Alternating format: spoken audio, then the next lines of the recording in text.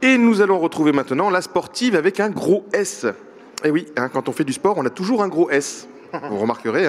D'ailleurs, vous l'avez peut-être vu pendant la pause musicale, elle était juste placée devant la caméra, donc on voyait bien son S. Donc vous l'aurez compris, c'est au tour de Caro de venir nous parler de sport et de photos. Je lui laisse mettre son casque, s'installer. On peut déjà l'applaudir, parce que quand même les filles, on les applaudit 2 fois, avant et après. C'est parti pour la jingle. Merci. Est-ce que tu veux la télécommande ou est-ce que tu me fais des signes et je passe je te fais des signes. Ok. Jingle. Champion olympique devant la Russie et les États-Unis. Chronique sport par Caro.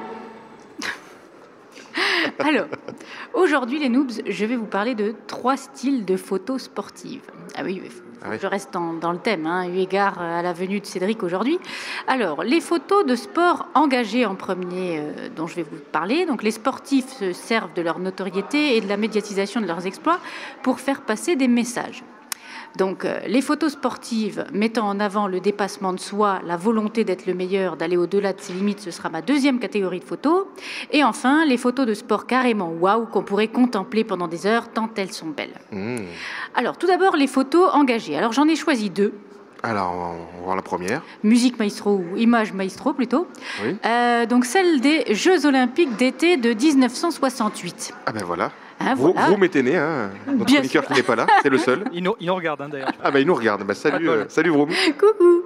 Ces derniers ont été, donc les JO, je parle, bien sûr, pas le chroniqueur. Ces derniers ont été célébrés à Mexico, au Mexique. Et oui, on se cultive dans nous. Marrant, Mexico, c'est bel et bien au Mexique. Au Mexique. Incroyable. Bref, il s'agit des premiers Jeux organisés dans un pays en voie de développement. Et ils furent fortement marqués par les événements politiques de l'époque. Donc, juste avant leur ouverture, des étudiants qui manifestaient furent massacrés par la police et l'armée mexicaine, ce qui mit fin à 3 mois de protestation estudiantine vis-à-vis du gouvernement alors en place. C'est sympa, Ces JO furent également marqués par des gestes de protestation exécutés contre la ségrégation raciale en vigueur aux États-Unis. On en arrive là à ma 2e photo, engagée elle aussi. Elle est beaucoup plus récente. Vous voyez le chevelu là à terre. Oui. Il s'agit du joueur de football américain Colin Kaepernick, d'où mon mot du début, qui a refusé au mois d'août dernier de se lever pour l'hymne américain joué avant un match. Le quarterback, qui avait conduit San Francisco au Super Bowl de 2013, faisait référence aux violences policières contre les Afro-Américains plutôt, les deux d'ailleurs, qui ont fait de nouveau plusieurs morts au cours de l'été, notamment en Louisiane et dans le Minnesota, déclenchant des protestations dans plusieurs villes. Selon le décompte tenu par le Guardian, 709 personnes ont été tuées par la police aux États-Unis depuis le début de l'année. Je pense que ça réclamait effectivement... Et juste parce qu'elles étaient noires en plus. Juste parce qu'elles étaient noires. Oui, ça c'est un problème. Donc passons maintenant à la sueur et aux larmes. Alors on va envoyer la photo d'après. Voilà, vous comprenez mieux, voilà. Et ouais les mecs, le sport, c'est le goût de l'effort, c'est la volonté viscérale d'être le meilleur, d'écraser ses adversaires, de se transcender littéralement. En voici quelques illustrations. Donc ce monsieur qui met dans ce lancer toutes ses tripes, on lit dans son regard la détermination extrême. Il joue sa vie, le mec, je pense que c'est clair. On va aller à la photo d'après. Donc là, on a le grand Mohamed Ali lors d'un coup de poing scellant une de ses nombreuses victoires par KO. Je ne sais pas comment ils faisaient les mecs pour monter sur le ring avec lui à l'époque, parce que tu savais que tu allais t'en prendre plein la gueule quand même. Ensuite, une bataille à couteau tiré et mâchoire serrée entre ces cyclistes voulant plus que tout la victoire et la gloire. On se demande même comment les vélos tombent pas, tellement les mecs sont penchés. Et je pense que c'est parce que c'est une photo en fait et on les bougé. Oui, tout compris. En fait, normalement, ils bougent. C'est pour ça qu'ils tombent pas. C'est pas un montage? C'est non, tu crois pas? C'est possible. Je crois pas. Alors, on va en arriver effectivement aux photos spectaculaires, les belles photos. aux photos waouh, qui se passent presque de commentaires. Alors on y va. On a cette femme qui défie les lois de la gravité, suspendue à cette paroi montagneuse. Je dois dire que là, elle est dans le bon sens là, on est d'accord. Elle est dans le bon sens. Donc la madame quand même, elle s'accroche bien à sa petite paroi. Moi je dis chapeau au photographe qui a pris la photo aussi, parce qu'à mon avis le photographe il doit être sympa. Je pense aussi. Ensuite, on passe à la prochaine. Un saut dans le vide qui permet de profiter d'une telle beauté du paysage que ça nous donnerait presque envie de se mettre au base jump. Non, ça vous tente pas le base jump, non? Non, non, personne dans l'Assemblée. Bon, vous êtes pas Du rigolo. bas en vidéo, tu sais, je veux bien, mais là, non. Bon, il y a quand même de fortes probabilités pour que le paysage en question soit le dernier que tu puisses voir. Hein, donc du coup, bon, peut-être que ça te calme. Le best jump, rappelle-moi, c'est on saute.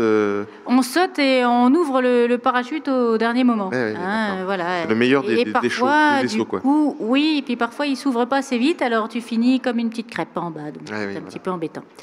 Ensuite, on a cette photo du grand champion Usain Bolt se retournant avant de passer la ligne d'arrivée et souriant en voyant que ses adversaires sont littéralement à la ramasse, alors que lui, eh ben, il paraît facile en fait. Le mec, il est en train de se promener, il va acheter son pain tranquillou. C'est trop bon. Il force pas. Il a 1m50 devant. Et en plus, ses dents, voilà, ses dents blanches, là, tu vois vraiment qu'il se fout bien de leur gueule, quoi. C'est sympa.